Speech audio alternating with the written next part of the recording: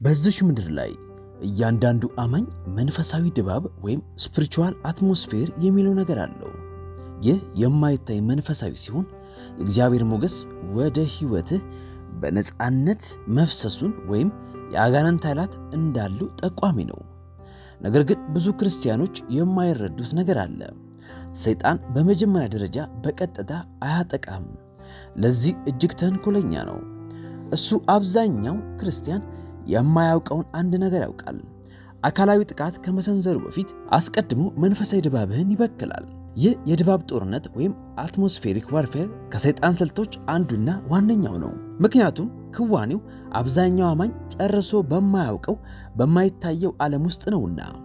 አንዳንድ አማኞች ክፍት በሆነ ሰማይ ወይም ኦፕን ሄቨን ስር የሚኖሩ የሚመስሉ፣ ሌሎች ደግሞ የማያቋርጥ ጥቃት፣ ውድቀትና የጸሎት አለመመለስ የሚገጥማቸው በምክንያት ነው። ልዩነቱ እግዚአብሔርን ምን ያህል ይወዳሉ፣ ምን ያህል ቤተ ክርስቲያን እየሄዱ ነው በሚለው ላይ ሳይሆን ባላቸው ድባብ ላይ ነው። ይህ እንዴት እንደሚሰራ በምሳሌ ላሳያችሁ። ለሥራ በር እንዲከፈትላችሁ በሙሉ ልባችሁ እግዚአብሔርን እየፈለጋችሁ በመጾምና በጸሎት ላይ ልትሆኑ ትችላላችሁ። ነገር ግን በድንገት ሰዎች በግራና በቀኝ ያስቀይሟችኋል። ቤተሰቦቻችሁ አስቸጋሪ ይሆናሉ። ጎረቤቶቻችሁ አበሳጭ ይሆናሉ። ይህ የአጋጣሚ ጉዳይ አይደለም፣ ስልታዊ የሆነ ጦርነት ነው። ጠላት የጸሎት ድባብህን ለመበከል መንፈስህ እንዲታወክ ያደርጋል። ይህም መልጃህን ውጤት አልባ ያደርገዋል ማለት ነው። መጥፎ ቀን እያሳለፍኩ ነው ብለህ ታስብ ይሆናል። ነገር ግን በተጨባጭ እየገጠመ ያለው መንፈሳዊ ስልጣንህን ለማዳከም፣ ጸሎትህን ለማምከን የተጠነሰሰ የድባብ ጦርነት ነው። ሰይጣን መንፈሳዊ ድባብን በፍጥነት ለመበከል ቅሬታ ወይም ኦፌንስ ፈጣኑ መንገድ እንደሆነ ያውቃል። ቅሬታ ወይም ቂም በውስጥ ስትይዝ ከሰማይ ጋር ያለህን ግንኙነት የሚያስተጓጉል መንፈሳዊ ረብሻ ወይም ስፒሪቹዋል ስታቲክ ይፈጥራል። ቅሬታ መንፈሳዊ ድባብህን ለመበከል፣ ጸሎትህን ዋጋ ለማሳጣት የተዘጋጀ መንፈሳዊ ወጥመድ ነው። አንዳንዴ ደግሞ ጠላት በጭንቀትና በስጋት አማካኝነት ድባብህን ያጠቃል። ለዕለት ጉርስ እየጸለይክ እያለ በድንገት የገንዘብ ችግሮችን ያነሳብሃል። የቤት አከራይ ኪራይ እንድትከፍል ይወተውታል። መኪና ይበላሻል። ልጆችህ ይታመማሉ። ይህ ሁሉ በዙሪያ የጭንቀት ካብ ለመገንባት፣ በእግዚአብሔር ላይ እንዳታተኩር ለማድረግ የተጠነሰሰ ነው። ኢየሱስ በማቴዎስ ወንጌል ምዕራፍ 6 ቁጥር 25 ላይ ስለዚህ ሲያስጠነቅቅ ስለ ነፍሳችሁ በምትበሉትና በምትጠጡት ወይም ስለ ሰውነታችሁ በምትለብሱት አትጨነቁ ብሏል። እዚህ ጋር መጨነቅ ተብሎ የተተረጎመው የግሪክ ቃል ሜሪምናኦ ሲሆን ትርጉሙም የተከፋፈለ አእምሮ መያዝ ወይም በሐሳብ መወጠር ማለት ነው። ጭንቀት ቃል በቃል አእምሮህን ይከፋፍላል፣ መንፈሳዊ ድባብህን ይበክላል። መንፈሳዊ ድባብህ ንጹሕ ሲሆንና ከእግዚአብሔር ጋር ሲሰለፍ ለመለኮታዊ በረከቶች እንደ ማግኘት ይሆናል። መጽሐፍ ቅዱስ በመዝሙር 91 ላይ በልዑል መጠጊያ የሚኖር ሁሉን በሚችል አምላክ ጥላ ውስጥ ያድራል ይላል። የእግዚአብሔርን ሕልውና ለመጎብኘት ብቻ እየሄድክ አይደለም፣ እዚያ እየኖርክ ነው። ይህም በዙሪያ የመለኮታዊ ጥበቃ ከባቢን ይፈጥራል። ነገር ግን ከባቢህ ሲበከል መፍትሄ ማግኘት ይርቃል። ጸሎትህ ጣራውን እየመታ የሚመለስ ይመስልሃል። ሰዎች በግራና በቀኝ ያስቀይሙሃል። የገንዘብ ጫና ይጨምራል። የቤተሰብ ችግር ካልታሰበ አቅጣጫ ይነሳል። እነዚህን የሕይወት አጋጣሚዎች ብቻ አድርገህ ታስብ ይሆናል። ነገር ግን እኔ እልሃለሁ ይህ የድባብ ጦርነት ነው። ኤልሳ በሁለተኛ ነገሥት ምዕራፍ 3 ቁጥር 15 ላይ ትንቢት መናገር ፈልጎ አስቀድሞ ተቀይሞ ስለነበር አልቻለም። ከሰማይ ከመስማቱ በፊት አስቀድሞ ለእግዚአብሔር ማምለክ ነበረበት። በገናን አምጡልኝ አለ። በገናውን በመጣ ጊዜ የእግዚአብሔር እጅ በእርሱ ላይ መጣች። ኤልሳ የእግዚአብሔርን ቃል ከመቀበሉ በፊት በአምልኮ መንፈስ ድባቡን መቀየር እንዳለበት ተረድቶ ነበር። ታዲያ መንፈሳዊ ድባብህ መጠቃቱን እንዴት ታውቃለህ?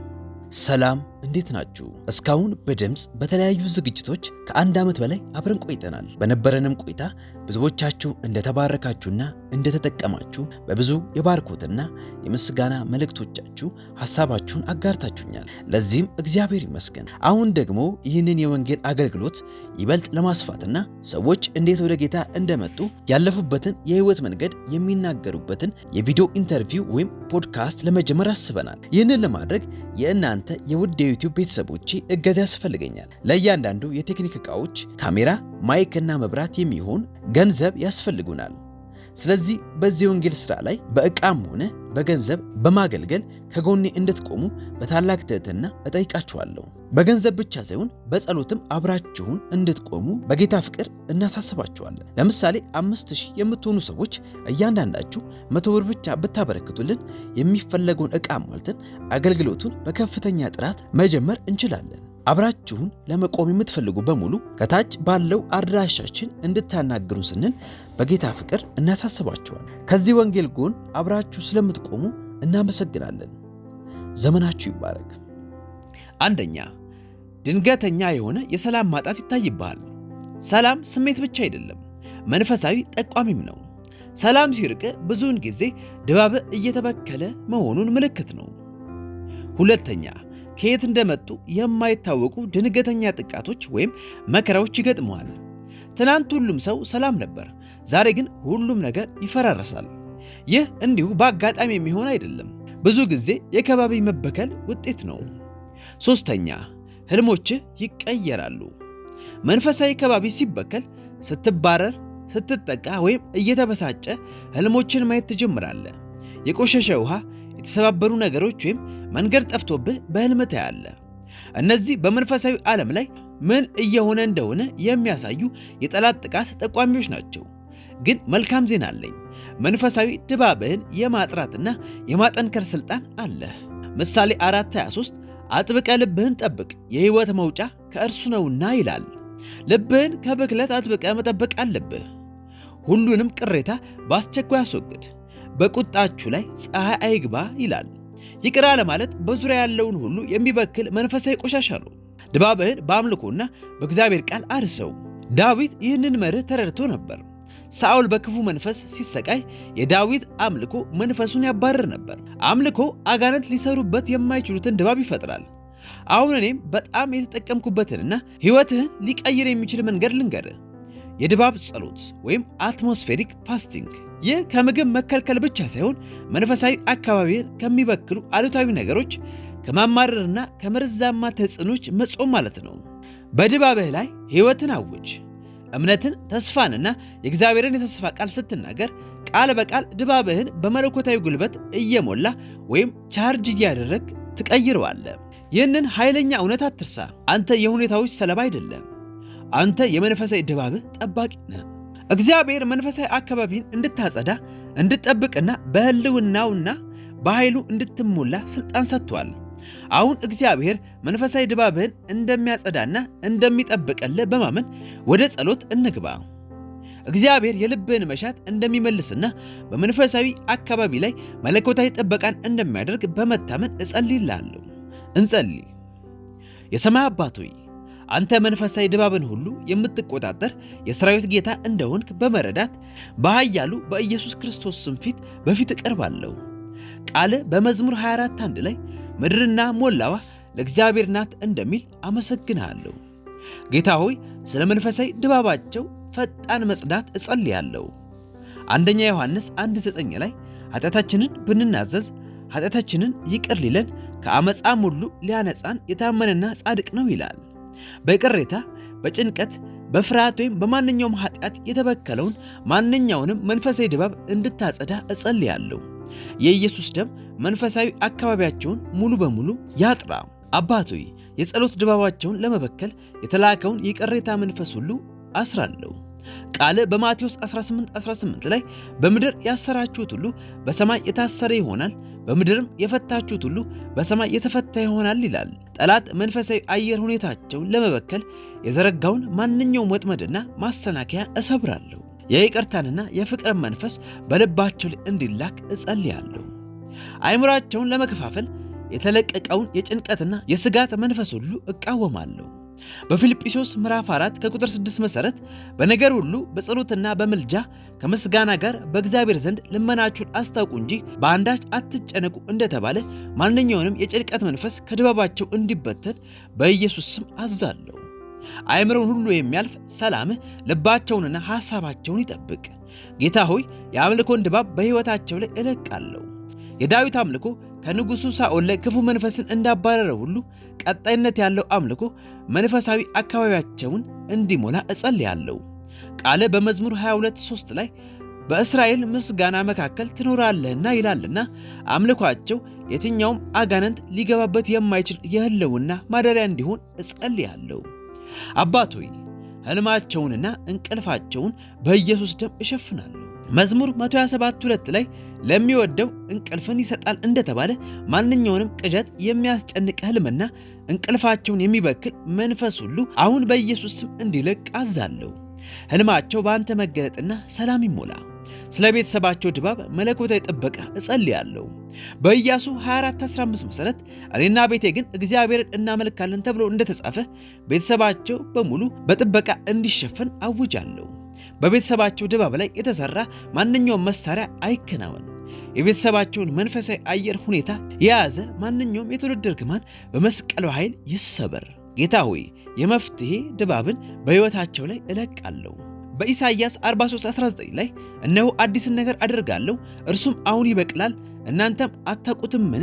በምድረ በዳም መንገድን በበረሃም ወንዞችን አደርጋለሁ እንዳልህ መንፈሳዊ ድባባቸው ንጹሕና ከሰማይ ጋር የተጣበቀ እንዲሆንና መፍትሄ ማግኘት እንዲሆንላቸው እጸልያለሁ። በጂኦግራፊያዊ አካባቢያቸው የተመደበውን ማንኛውንም የግዛት መንፈስ አስራለሁ። ኤፌሶን 6:12 ላይ መጋደላችን በሰማያዊ ስፍራ ካለ ከክፋት መንፈሳዊያን ሰራዊት ጋር ነው እንደሚል የከተማቸውን የሰፈራቸውንና የሥራ ቦታቸውን መንፈሳዊ ድባብ የሚበክል አለቅነትና ስልጣን ሁሉ በኢየሱስ ስም የታሰረ ይሁን። አባቶይ የጸሎት ሕይወታቸውን መታደስ እጸልያለሁ። ሮሜ 8:26 ላይ መንፈስ ድካማችንን ያግዛል፣ እንዴት እንድንጸልይ እንደሚገባን አናውቅምና ነገር ግን መንፈስ ራሱ በማይናገር መቃተት ይማልድልናልና እንደሚል መንፈስ ቅዱስ የጸሎት ድባባቸውን ተረክበው በመለኮታዊ ብቃት በእነርሱ ሆኖ እንዲማልድ እጸልያለሁ። ጌታ ሆይ ከተፈጥሮ በላይ የሆነ ሞገስ እንደ ጋሻ እንዲከባቸው እጸልያለሁ። መዝሙር 5:12 ላይ አንተ ጻድቁን ተባርከዋለህና ጌታ ሆይ እንደ ጋሻ በሞገስ ከለልከው እንደሚል መለኮታዊ ሞገስ የትኛውንም መሳሪያ ሊያጠፋ የማይችል የጥበቃ ጋሻ በመንፈሳዊ ድባባቸው ዙሪያ እንዲሰራ አውጃለሁ። በመንፈሳዊ ዓለም በእነርሱ ላይ የሚናገርን የከሳሽ ድምፅ ሁሉ እሰብራለሁ።